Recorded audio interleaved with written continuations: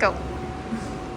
All right, so yeah, that was the kill floor then, just doing the sanitation here. And as I mentioned to you, what they do as a prerequisite program is get the sanitation plan. They've got things SSOPs, part of which is the regime of sanitation, the concentration time, and these were based on studies. So for example, a sanitizer company will say, you need this concentration report for this long to get 5 of listeria, salmonella, whatever you're doing.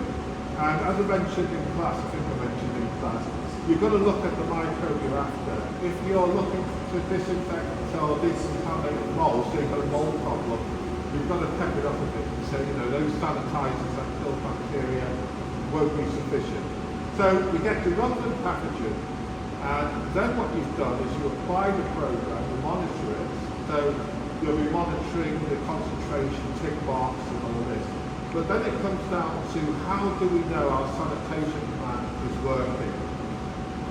So we do it by looking at those monitoring records and saying, yes, it was all assured, if it seems that the concentration was right, it was prepared right, it was applied right.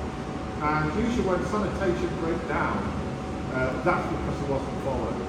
But we also do testing, microbial testing.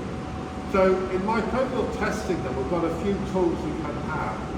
So when's the best time to test, do you feel?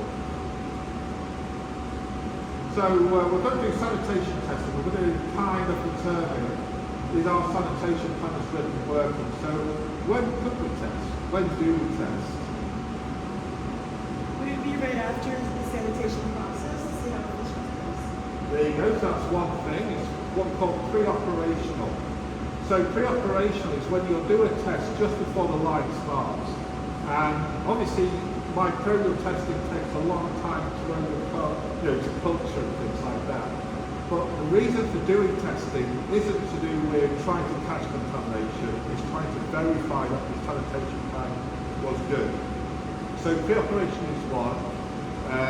Post-operation, post-sanitation is good. What's another one?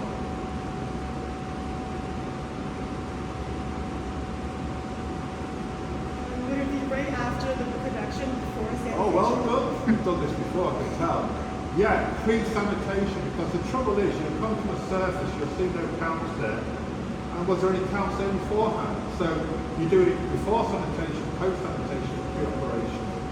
Now, they all take time, as I mentioned to you.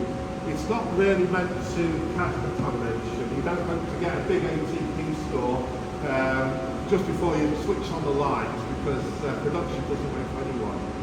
But these are good tools. So the first thing we're going to do, I won't yab it for too long, don't worry. Oh, here we go.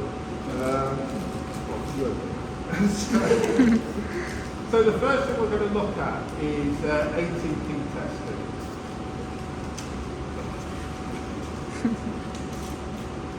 You see, it's all through the technique. Yeah, you can have one else. So ATP testing is like a swab. You take each one of these, you'll do one each, and what you'll notice is some liquid at the bottom here. So what this measures is light. So what is in this sort of liquid? What enzyme? ATPase? All close. You measure light. Do you remember when I was talking about quantum sensing and the discovery of luciferase in squid, Vibrio associated with squid? This is practical application. So what they've got is luciferase in here, fatty acid, reducing power. The only thing we're missing is ATP. And if we measure ATP, what's the logic? How does that detect contamination?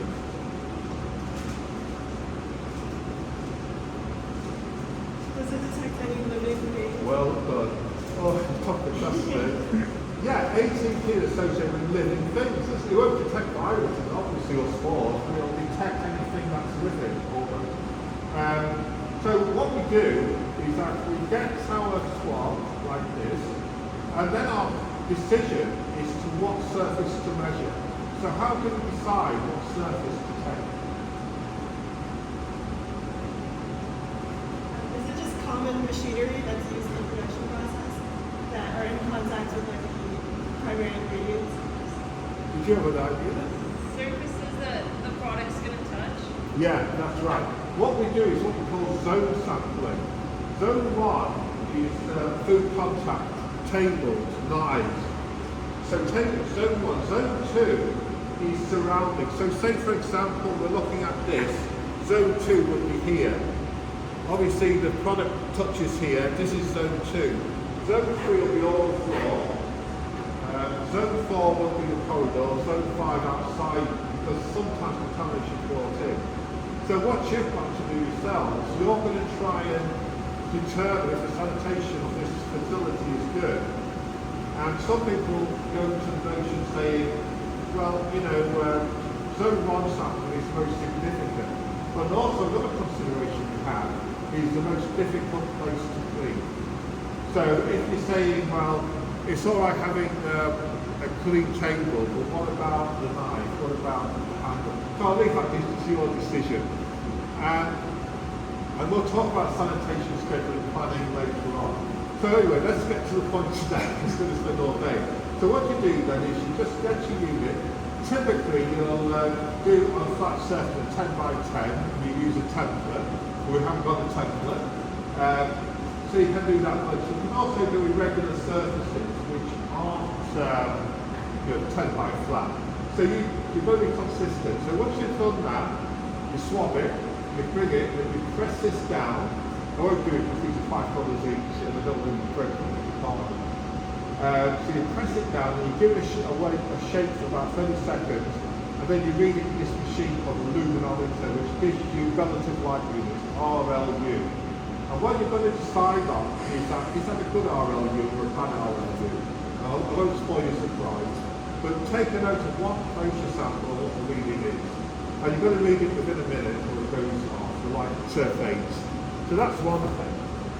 So the problem with that though is that if you've got dormant bacteria, things like that, you know, they don't come through. So I'm going to try to open this one. You're doing it.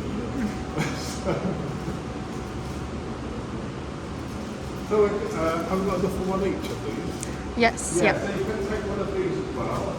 These are a bit more easy to work with. So the trouble with any swab-based method is the inconsistency. You know, some people will sample a large area very hard, some people not so much. So what we have is what we call the Rodak plate. So these Rodak plates are TSA with surfactants in, surfactants to loosen them up. And all you do is take the top off and press it on the surface. Now, obviously, if you press it on the irregular surface, it's going to be a bit difficult, so you just stick it to the flat surface. So you just press it, close it, label it, and incubate it. Very simple, and like I say, you've got one inch, so you can take that. And then the third and final one is what we call a quick swab. So what people try, or companies try, what companies try to do is make easier, take them out the help of the user. So this is the quick swab. And what you have here is neutralizing drop. So neutralizing drop has things that sequester surfactants or chlorinated salts or chlorine. And it's got revival. You know, we talked this morning about isotonic. It basically enables the recovery of bacteria.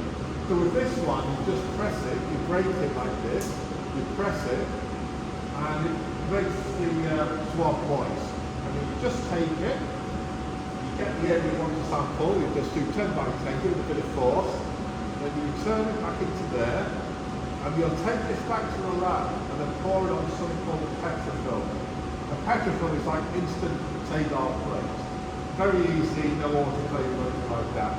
And what you'll be looking for is E. coli coniforms. Because why do we do E. coli coniforms? So why do we use those as an indicator? Why not look for the pathogen directly? Alright, so what we do is if we look for pathogens directly, which we do in the case of listeria for each week, is that they're very sporadic and very numbers. So what we need to do for trend analysis is we need to get counts, be it a fecal indicator, fecal enteric pathogens, or in the case of the contact plate, this will be totally over the pound. Because we get these numbers and then start plotting them over time to do trend analysis on accounts going up, or accounts coming down, or staying the same. And we always try to do continual improvement. Alright, so I think I've said enough for a long time. So take one of these each, take your plates each, take your 18-piece one, just make a mental note or a note of where you're sampling. And what your task is, you've got to assess, is this good sanitation or is it bad sanitation?